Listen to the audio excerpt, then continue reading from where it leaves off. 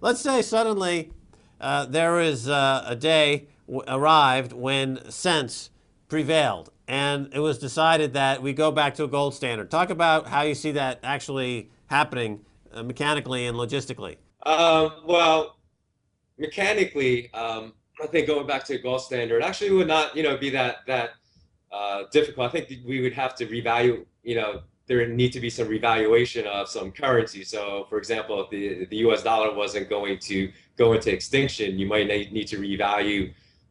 Every $2 would be equal to, one new dollar under a gold standard or something like that. But, even if gold would have to rise, I don't know, I've read different articles. People said there's been different predictions for how high gold would have to go to back the monetary system with gold again. Some people say it's upwards of 20,000 dollars an ounce. But so what? So what if it's $20,000 an ounce? I mean, what is the argument against doing that? I mean, if you look at diamonds, if you value diamonds per troy ounce, they're probably worth millions per troy ounce.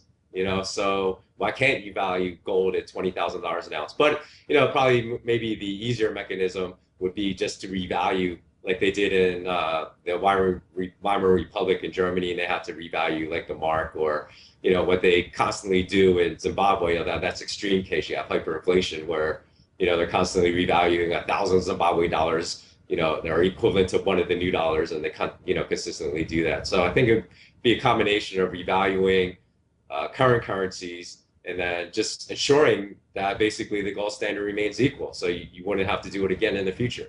All right, now you're in Bangkok, and in 1997 there was a huge financial crisis in that part of the world for this very reason. Currency suddenly got revalued, and the local currency in Bangkok suddenly was in jeopardy.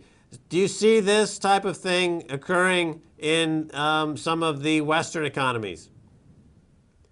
As far as there being a currency crisis, we've seen a currency crisis in other, in Bangkok and Asia in the 1997 period, and it happens quite suddenly. There's a confidence evaporates, and people think might be the wild card in the global economy. If, for example, the U.S. dollar, there was a sudden lapse of confidence, and you had a collapse and a run on the dollar. And from your position there in Bangkok, and your contacts in the banking world.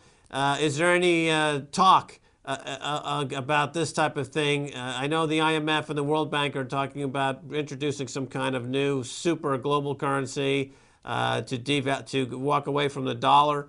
But what are you hearing there in Bangkok? Anything along these lines?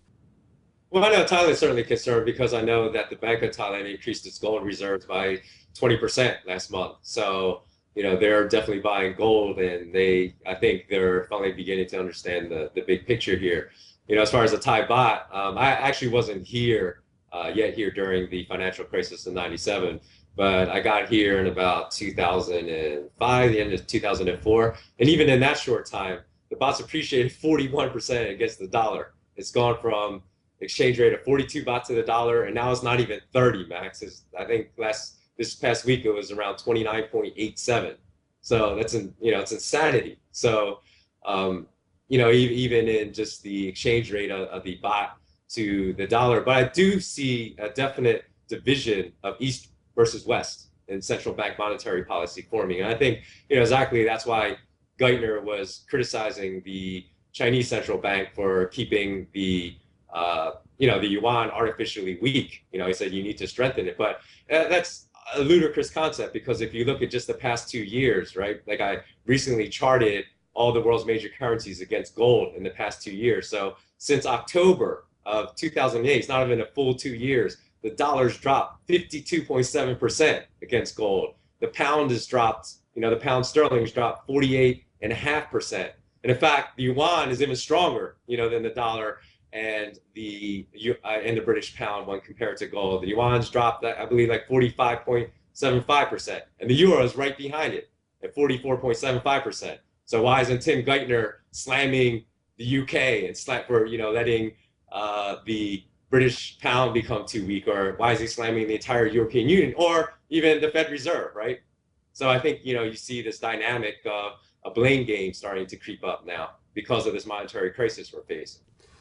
All right. Well, good points. We'll be checking back with you from time to time to see how the currency wars, as people are calling it. Do you get the sense people are calling this a currency war? Do you get the sense there that there is a global currency war?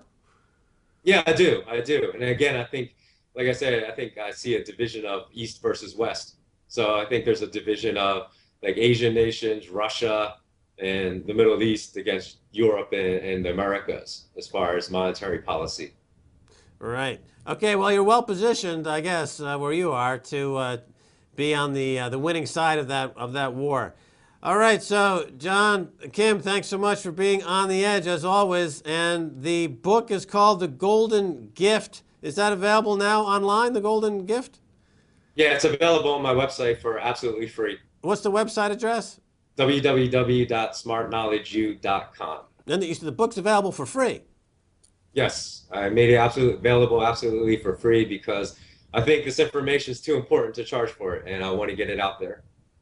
Well, that's you're taking a moral, principled stand on the dissemination of this knowledge, John J.S. Kim, and that's going to do it for this edition of On the Edge. And I want to thank my guest, J.S. Kim. If you want to find his new book, The Golden Gift, it's online for free. You can check it out if you go to smartknowledgeu.com. And if you want to send me an email, please do so at ontheedge@presstv.com. Until next time, this is Max Keiser saying bye, y'all.